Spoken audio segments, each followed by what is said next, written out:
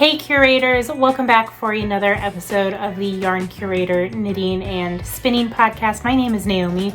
Welcome to my channel where my dog likes to walk on the bed while I'm filming. Let me grab her real quick. So this is Eve. She's making a guest appearance. She's kind of too large to sit on my lap, but that's okay. We're gonna have her hang out anyways. I took them for a walk earlier today and she got into something good because I have been pulling these little stickers off of her all day long. Anyways, my name is Naomi. Welcome to my channel where I like to talk about knitting, spinning, and the fiber arts in general. Today is going to be a special little mini episode for you guys because I am here to talk to you about a sweater that should be releasing today if you're watching it on like the air date. If you're watching it after the fact, it's already out and I got makeup in my hair. Anyways, Hot Mess Express is here in true Yarn Curator fashion. I got dog hair in my eye. We're gonna persevere, you guys. We're gonna persevere, not persevere. So recently I had the pleasure of signing up to test knit a new pattern by Catilin Hunter. The name of this pattern is Neigh, N-E-I-G-H, like a horse neighs, not neigh like Naomi. Yeah, I saw it and it kind of reminded me of the tapestry, The Last Unicorn is what I thought of. And when I sent the pattern to my sister Zoe, who is Felicity Yarn Studio on YouTube as well as Etsy and her own hand-dyed yarn business, she said it reminded her of the Kelpies, which is a big horse statue based on the mythological creatures in Scotland. So this is what the sweater looks like in real life. Let me fix this down here. So as I said, this is a new pattern by Catilin Hunter. It features this really bold and, what's the word I'm looking for? It has like a lot of movement to it. Animated, this very bold and lively motif featuring these horses. The original is knit out of or designed out of a stunning Rambouillet, but your girl's working on a budget right now. For this pattern, I used Kelborn Woolens. This is their Scout base. You can see it's this really pretty milled green with lots of gold and coppery brass colored undertones. And it is a 2-ply yarn, 100% wool, and it's absolutely lovely to work with. I apologize, an Eve earthquake is happening right now. And so, yeah, I knit it out of the, what colorway is this? Moss Heather is the name of this. And then for the contrasting color, I believe it was like an Oatmeal Heather was the color. I'll put them down in the description box below. So originally I wanted to knit this pattern from stash yarn. However, I didn't have quite enough of a sweater's quantity that would go with a contrasting color in my stash since it is about a DK, slightly heavier than a DK weight yarn. So the only options I really had for sweater's quantities were this gold from Loop Fiber Studio. And then another option is some very old John Arbin that I also have in my stash in this beautiful purple color.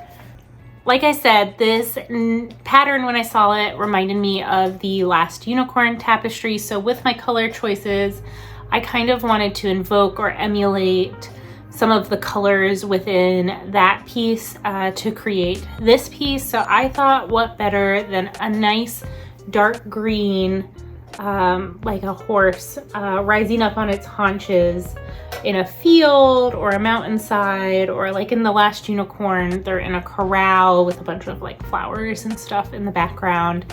And so that's what that reminded me of. So I kind of wanted to infuse this knit with that color palette. And the original version is written in 3 colors. There's actually a contrast cuff and hem in the original version, and then your horse is also its own contrast color against the main body color.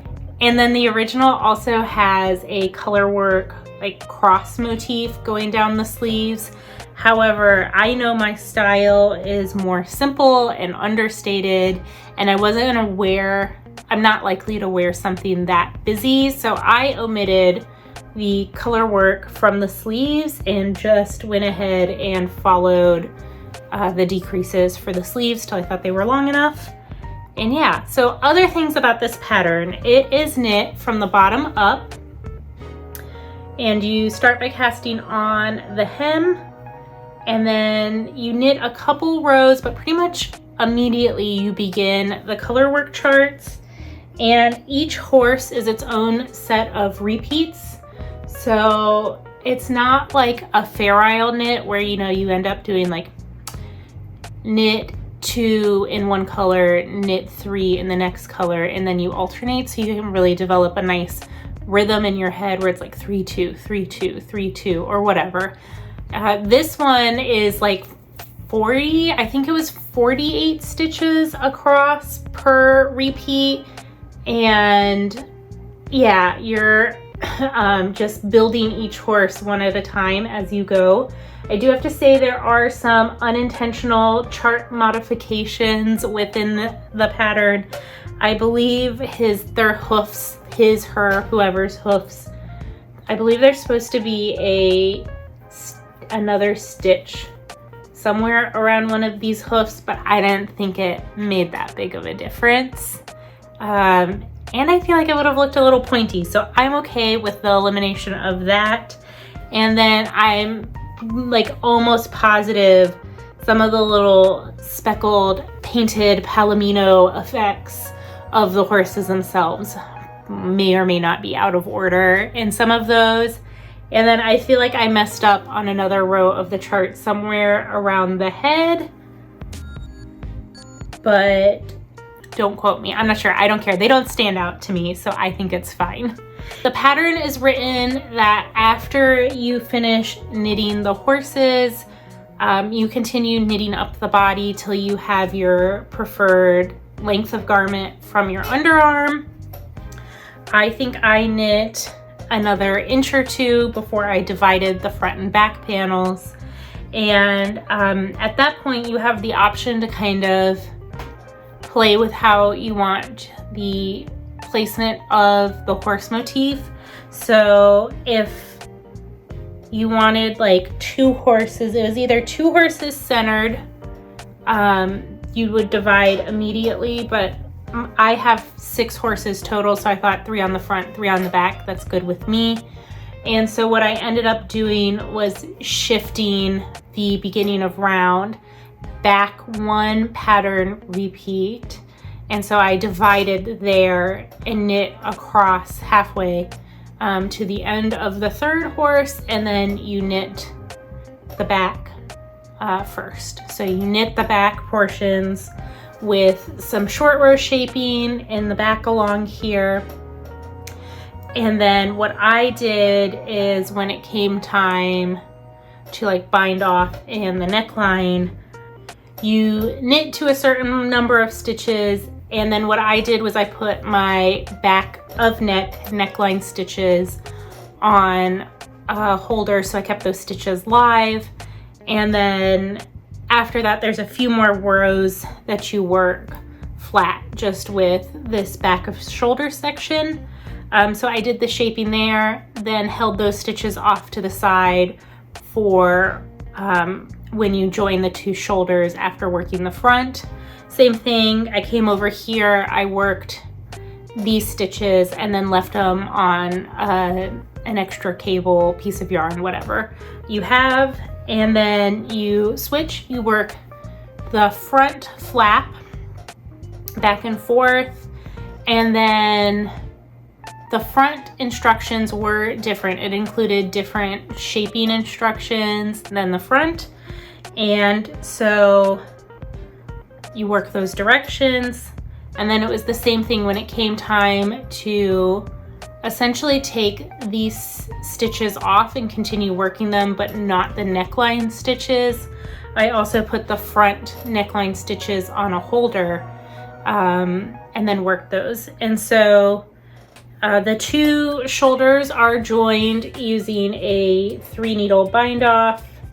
And what I do when I do my 3-needle bind offs is I actually turn the piece inside out and then I work my 3-needle bind off. And then what happens is, because it's worked inside out, the ridge that is created doing that 3-needle bind off is then inside. So you get this nice, really nice seam. So what you do is that gives you that nice crisp joining of the stitches where it's pretty much invisible. And then same thing for the left side, just work that 3-needle bind off with the right sides facing each other on the inside of the garment.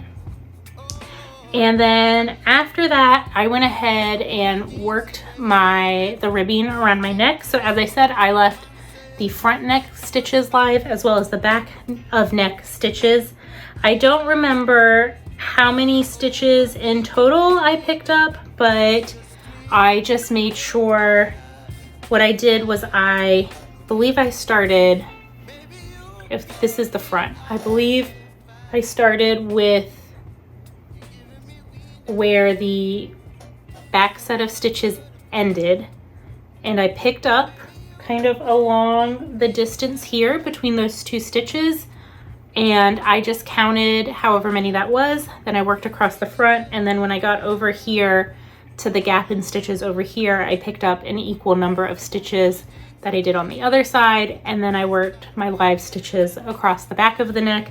I did not do any decreasing of the neck stitches, and then I bound off in I believe it's Jenny's twisty bind off. And so because this is a 2x1 rib, it's not quite as stretchy, which is fine by me, but it's still got lots of stretch, still has lots of stretch while still giving a nice amount of support and stability to those collar stitches. And I know other people who tested did do some decrease rounds on their collar. I have found it's not too wide or gapey post blocking, so it doesn't bother me at all. I do know a couple people reknit their collar a few times because she doesn't give you a set number of stitches to pick up around the neckline. That is at your discretion as the knitter. And then you pick up your stitches around the sleeve divide and pretty much begin working the sleeves in. If you knit it in the color work chart, you pretty much begin working that color work repeat immediately. As I said, I opted to skip that. One of the other modifications that I did to this pattern was at the sleeve design. Oh my gosh, I cannot speak. One of the other modifications that I did was at the sleeve divide, I knit the size 3, but I followed the instructions for the size 4, just to give myself a little bit more room in my sleeves. I find that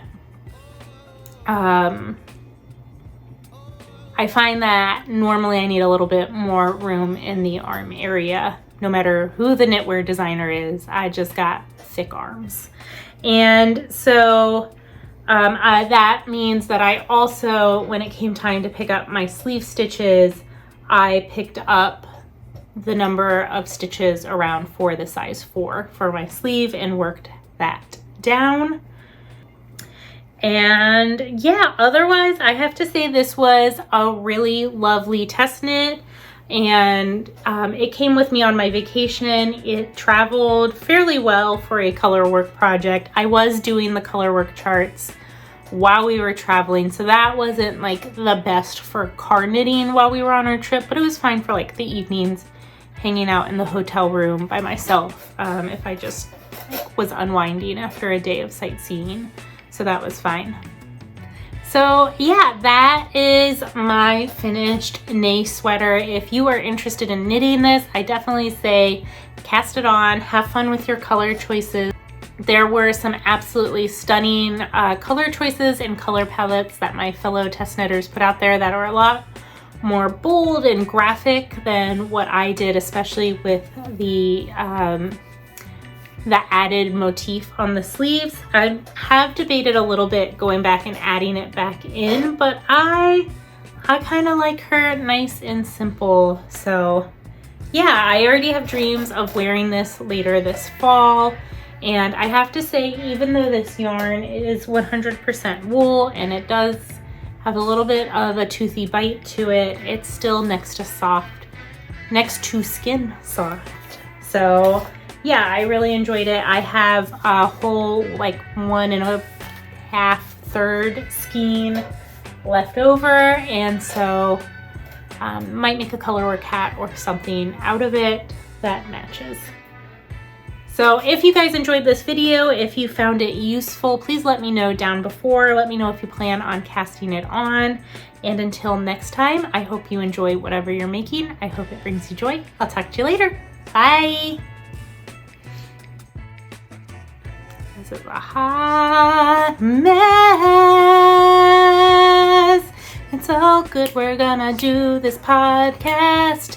Yeah, yeah, yeah, yeah.